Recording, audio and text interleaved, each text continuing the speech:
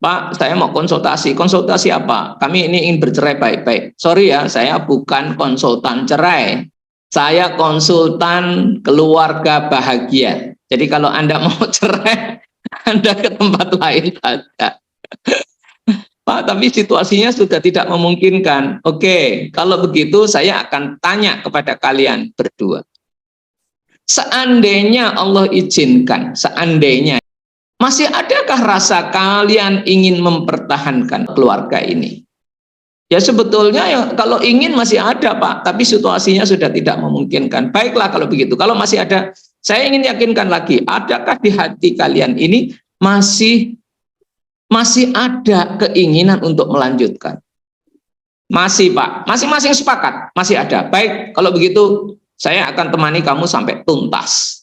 Kemudian kita lakukanlah terapi, CTC lagi ya, karena memang ya keahlian saya cuma CTC ya Bang Ardi. CTC lagi yang berperan. Masya Allah, Alhamdulillah, Barakallah. Buat mereka, akhirnya pendek cerita mereka rujuk kembali dan berbahagia sampai sekarang. Alhamdulillah. Alhamdulillah.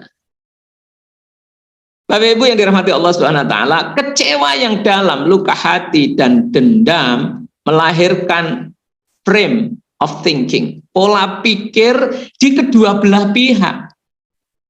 Jadi situasi yang buruk itu biasanya dibentuk tidak sendirian, tapi dibentuk secara kolektif. Apakah dengan masyarakat umum ataukah dengan seseorang? Masing-masing pihak punya kontribusi. Yang itu kemudian melahirkan pola situasi yang berputar-putar begitu-begitu saja. Coba rasakan. Pertengkaran itu berjalan terus begitu-begitu saja. Yang diomongin ya itu juga. Yang kamu bohong, yang kamu curang, yang kamu tidak setia, yang berkhianat, dan seterusnya. Dan kalimatnya itu juga. Nah itu menjadi lingkaran setan. Harusnya hidup ini ya baiti jannati, jadi lingkaran malaikat. Kita dilingkari malaikat-malaikat yang memberikan, mengantarkan rahmat Allah kepada kita. Nah lingkaran setan ini bisa diputus. Dan tidak harus dari kedua belah pihak. Tidak harus dari kedua belah pihak.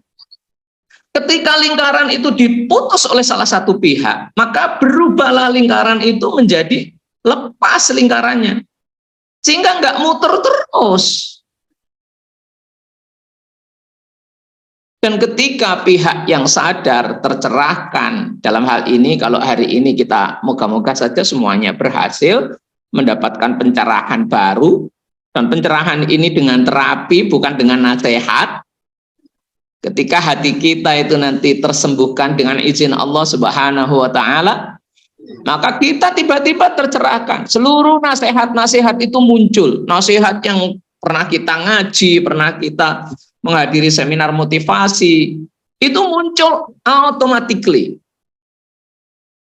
Ketika perasaan buruk yang dibackingi oleh syaitan itu sudah hilang.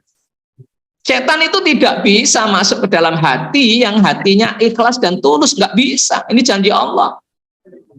Nah, kita akan bantu dengan metodologi CTC ini untuk bersihkan hati, insya Allah.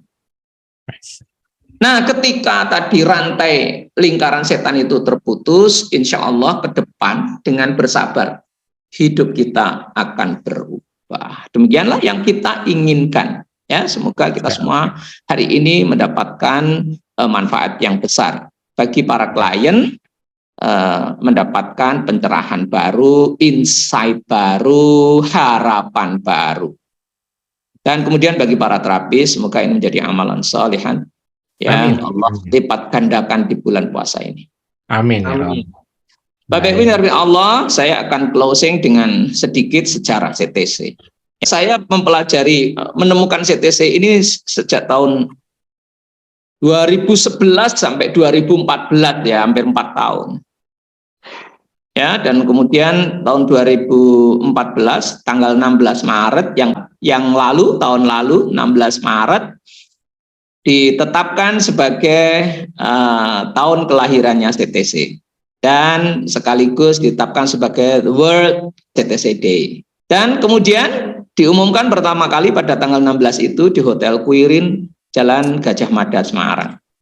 Lalu kami terus tingkatkan keyakinan sampai CTC ini benar-benar bisa dibuktikan kehandalannya selama 2 tahun, dan alhamdulillah mulai diramaikan bulan September tahun 2016 di Surabaya. Angkatan pertama secara buka-bukaan seluruh Indonesia ya di Surabaya. Masya Allah. Jadi cukup lama ya, Pak? Cukup lama ya, Pak? Sudah? Alhamdulillah, ya. CTC ini dikembangkan dari teknik NLP, Neuro Linguistic Programming. Dan kemudian CTC itu adalah di samping saya menemukan tepuk-tepuk di area dagu, itu diperkuat atau di-empower oleh teknik clean language yang ditemukan oleh David Grove dari New Zealand. Di dalam clean language itu ada satu teknik namanya metafora. Nah, kemudian metafor dan edit submodality kemudian blending sekarang menjadi teknik baru yang kita menyebutnya edit metaphor intervention, dan itu ada di kelas edit submodality mastery ESM. Alhamdulillah wa syukurillah sekarang sudah tersebar di 4 negara. Semoga bisa menjadi jalan keberkahan untuk seluruh praktisi dan masyarakat luas. Seperti yang dikatakan oleh Ketua ICPE Pusat, kita punya cita-cita besar, semoga CTC menginjak seluruh dunia atau di 5 benua. Demikian, terima kasih. Mohon maaf apabila ada kekurangan. Assalamualaikum warahmatullahi wabarakatuh.